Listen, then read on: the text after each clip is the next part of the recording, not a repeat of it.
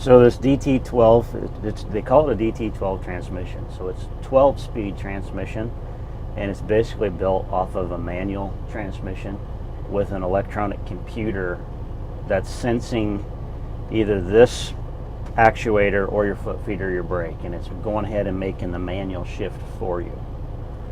And so you've got an indicator that's letting you know right here that it's in neutral.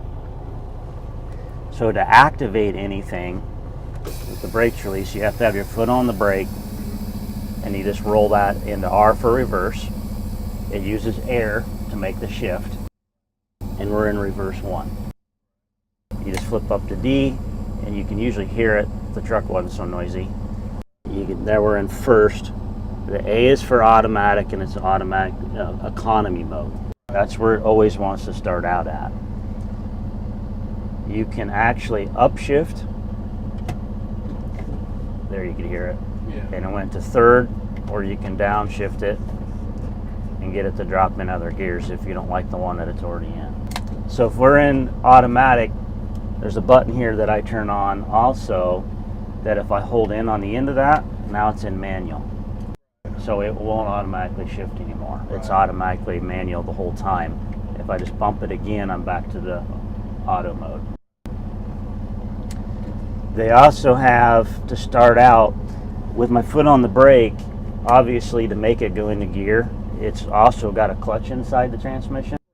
So it's actuating a clutch and the brake at the same time right now.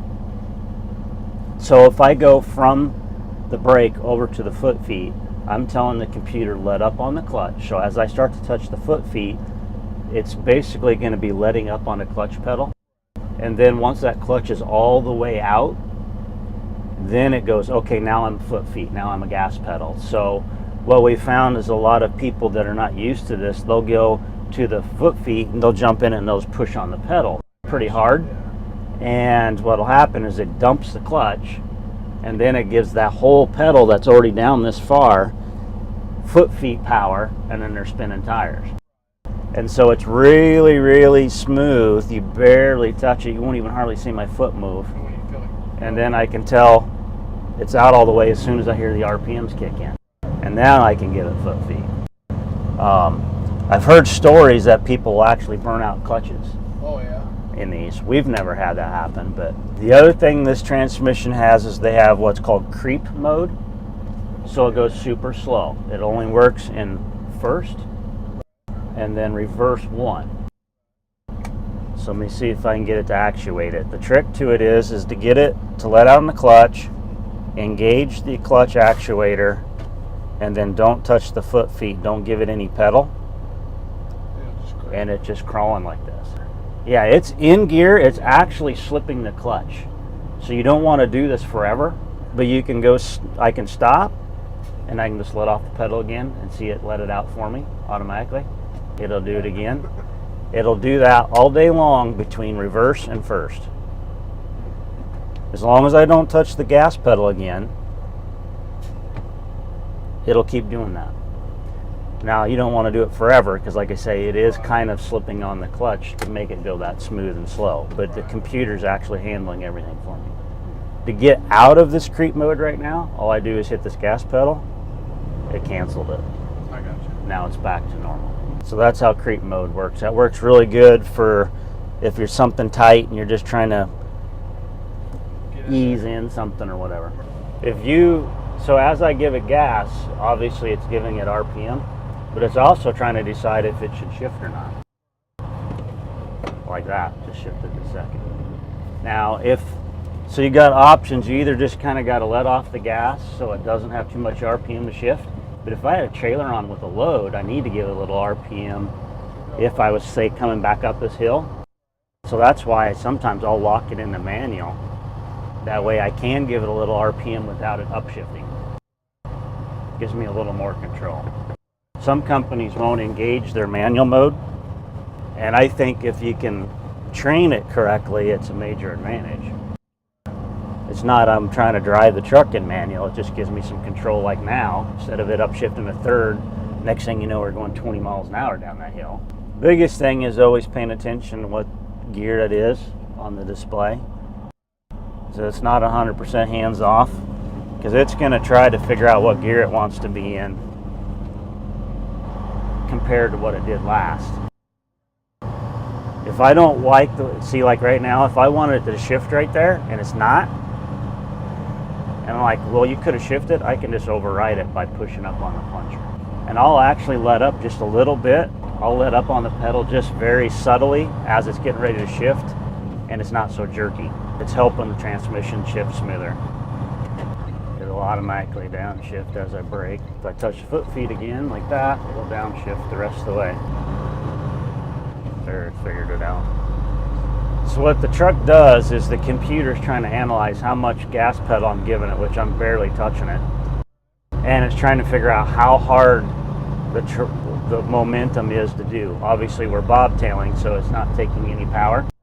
So that's why once it figured out those first couple shifts I made, then the rest of them, you notice they went in at a nice low RPM, because it realized it's not pulling a trailer. It doesn't need to be working that hard. If I hooked on a trailer right now that was loaded, it doesn't know that instantaneously. It takes a little while for it to figure it out. It takes a minute. So it may want to start upshifting and it may have a little bit of an issue with that.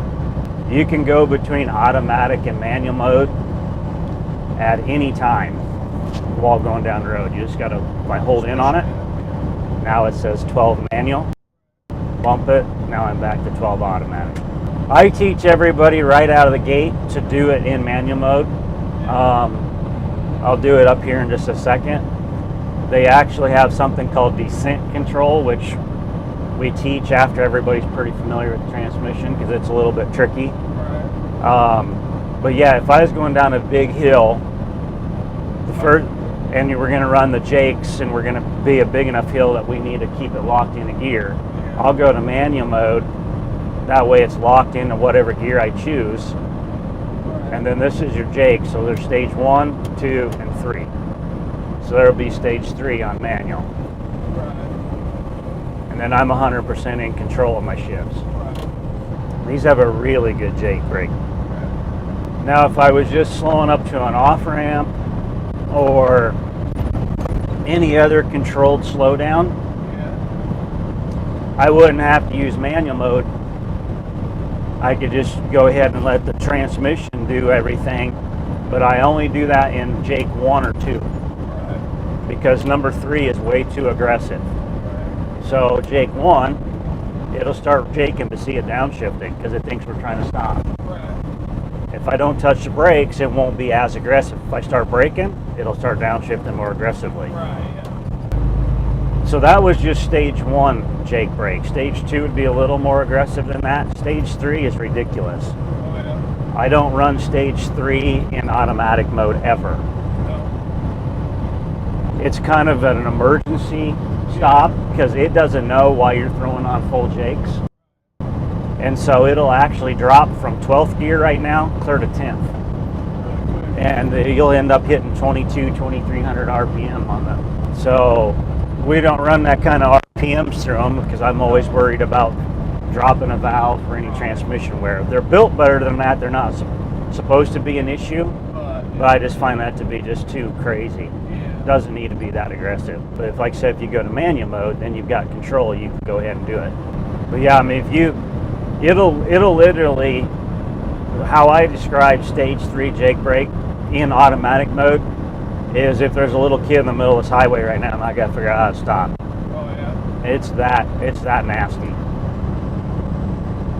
Because he'll just downshift and throw Jakes on like crazy and they'll try to throw you through the glass. So that's when I'll just run it over to manual if you're going to run that high a Jake brake. Normal stuff, that's just stage 1. Here's stage 2. That's just 2? Yeah, it's just 2. Yep.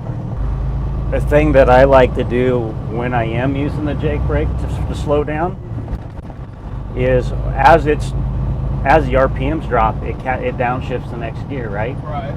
So what I'll do if I'm coming up to make a stop, which I'll try to do when we get to the other end down here, is I will let it pull down. Let's say I'm running stage 1, so it's not so crazy. I will, as it slows down, I might run the Jake brake down to say gear number 7,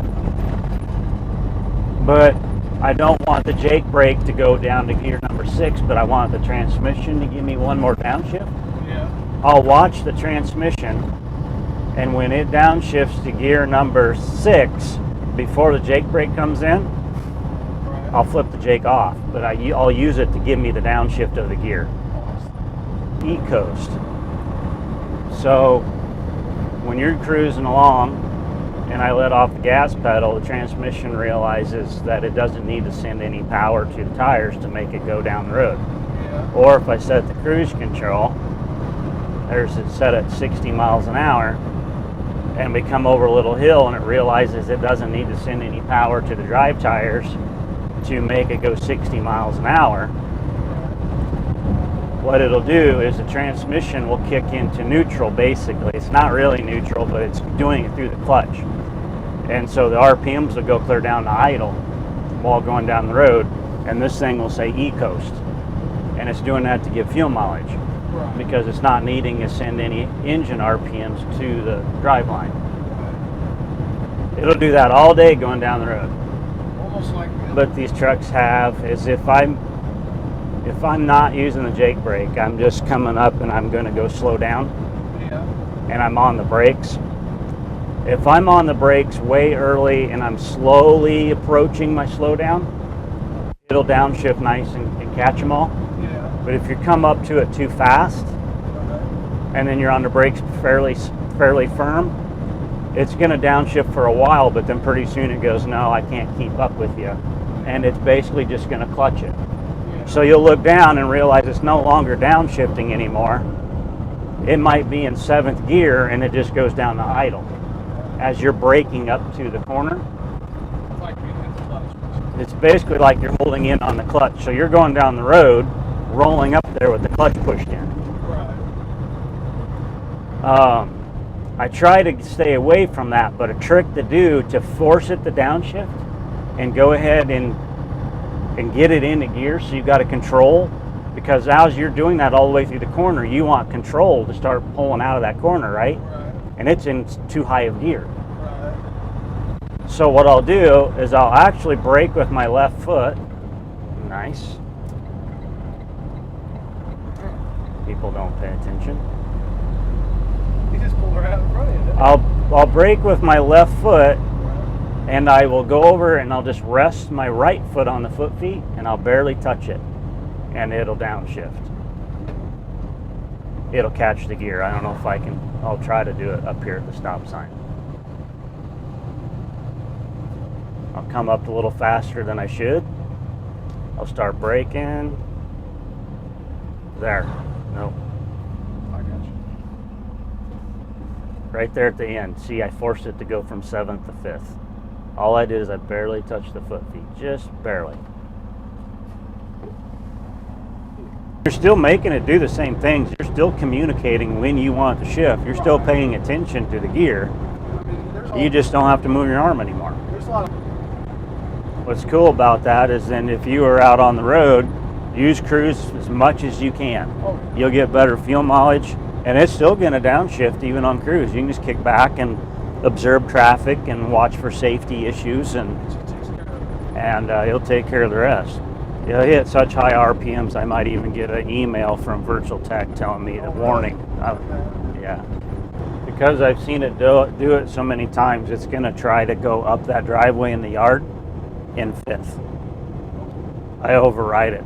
So before you get all the way up into it, I make it so you come up here and turn left. put it in. I pop it down at least 4th, if not 3rd. Right. It tries to zoom everywhere it goes. It'll even try to do it with a trailer, even loaded. Oh, really? Yeah, it just goes, oh, okay, this will work, and it doesn't realize the terrain like you do. You can Right. see it, it can. Right. Perfect example of how the automatic's got some flaws. See how it's clutching it and doing everything else, but it won't downshift? Oh, yeah. If you were in a manual, you would probably have been in 3rd or 2nd, easing around there. So sometimes I'll override it and drop it in the manual on a deal like that, because it's basically just clutched it that whole time around that circle. Oh, really? It was slipping the clutch the whole way around there because it's going to go, I'm not going to downshift any lower. I'm empty. just Jake stage 1 and see what you think of it. See, it's always going to downshift, but if you don't have to touch the brakes, it won't downshift anymore. But if you happen to start running the brakes, it may downshift again, which would be too much. You wouldn't need to downshift again. If you put it manual, it's going to lock you into whatever gear you've got it in. E-Coast is worth about 0.4 of a mile a gallon, almost half a mile a gallon. Pretty impressive what it'll do. What do these usually be at? This truck's been running about 7.2. But like I say, it's got a computer, and a computer learns the behaviors of the driver, of how he's signaling the foot feets, the brake, and the gas. And so if it's used to not doing something, it goes, well, I don't normally do this, so okay. It takes a little while. Might take a day even for this transmission to operate differently with you driving it.